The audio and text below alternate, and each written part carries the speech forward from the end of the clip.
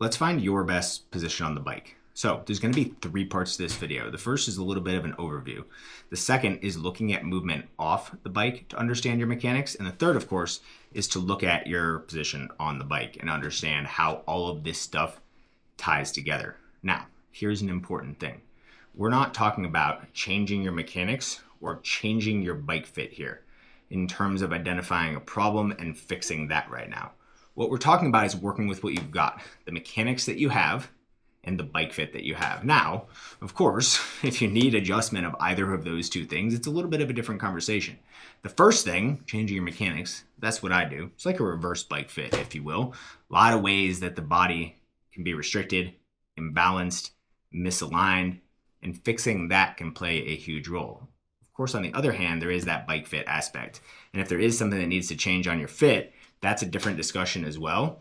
That said, working with what you've got right now, you can better your position on the bike without changing your fit and without changing your mechanics. Now, that will change your strategy, so your muscle activation, where you position your joints, all of that good stuff. But we're not talking about making a structural change to either your body or the bike in this video. Cool. That was part one. Let's rock on the off the bike portion. So to do that, we're going to take a look at 3 tests to help you understand how the position of your pelvis affects your back and your hips. So we're going to look at how the position of the pelvis affects the hips here. And I'm talking about opening or closing the hips. So that first part of the motion there, I had my pelvis tilted forward. It closes down the hips. When I tilted back, I could sink lower. Then when I tilted back forward, I had to come up because my hips didn't have the range. Looking at it from the side, we really see it. That's with the pelvis tilted forward.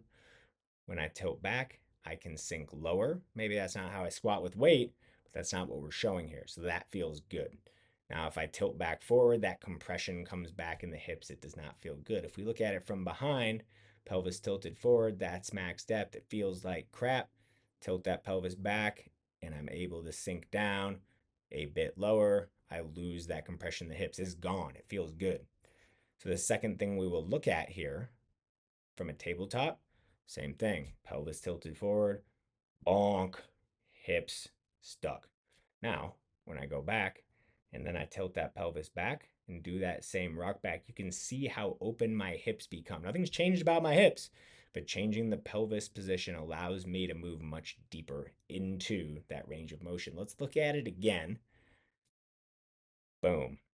Look at that face. That feels terrible. And I feel that compression in my hips. I stop halfway. Tuck back, and I can roll all the way down.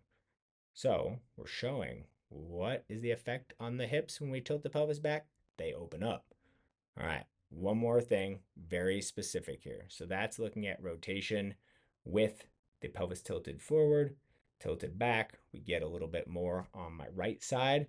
On the left side, where I'm more restricted, you're going to see a much greater difference. So that's with pelvis tilted forward. It feels terrible and it doesn't move at all. That's not great. Now I tilt back, rock that pelvis back, and we'll go ahead and rotate my hip. Cool. That motion opens up quite a bit. So what we're showing there, and here it is just from a side view so you can see what I'm actually doing with my back. But what we show there is that we can affect the performance of the hips by changing position on the pelvis. And when we look at this on the bike, it brings it all together as to how this stuff is important. So without doing any mobility work, any strength work, just by changing my body position with the mechanics I already have, I can create a big change in how much my hips move. Now that we see the influence of your pelvis on your back and your hips, and we've looked at it off the bike, let's take a look at it on the bike to really bring this home as to what you need to do on the bike specifically. Because ultimately, that's what we're looking at in terms of optimizing your position to take stress off your body, to distribute your force well, and to be able to put out the most efficient power by opening your hips. So you're going to see a contrast here. This first one, I'm finishing up an interval. So I've got a intentional posterior tilt of my pelvis. I've got a strong rounded back and my alignment's pretty good. I'm pushing that power pretty efficiently. Feels damn good on the back as well. Hips ain't bothering me. Wide open. So that's what we're looking at here. an intentional slight posterior tilt of the pelvis. Now let's look at a situation where I'm riding easy here. So when I do that, I'd be more likely to tilt my pelvis forward. Maybe I'm not as focused. My mechanics aren't as intentional. Like I'm cruising pretty easy here. But what you can see is you can see those knees flaring out, especially on the left side. So if I went into an interval like this, kept that same position, my hips are going to be more closed. So not only am I going to produce less efficient power, but I'm going to start building stress on my hips and my low back. So here's what I'm aiming to show you. With the off the bike tests, I'm helping you understand how your pelvis position can change and what that does in terms of opening up your hips. So view those not as exercises, but as tests to gain control over your pelvis, see where your limitations are, and assess the effects on your hips when you change the position of your pelvis. Now, when we look at what to do on the bike, hell, maybe you're riding in a great position right now and you just confirm that. You're like, this is awesome. But maybe you find when I modify my pelvis position a little bit and I tilt it backwards, I open those hips more and I've got a more powerful pedal stroke, right? And we're also looking for comfort there. We shouldn't be slouching. This should not hurt your low back. It's an intentional tuck backwards, sit bone onto the seat.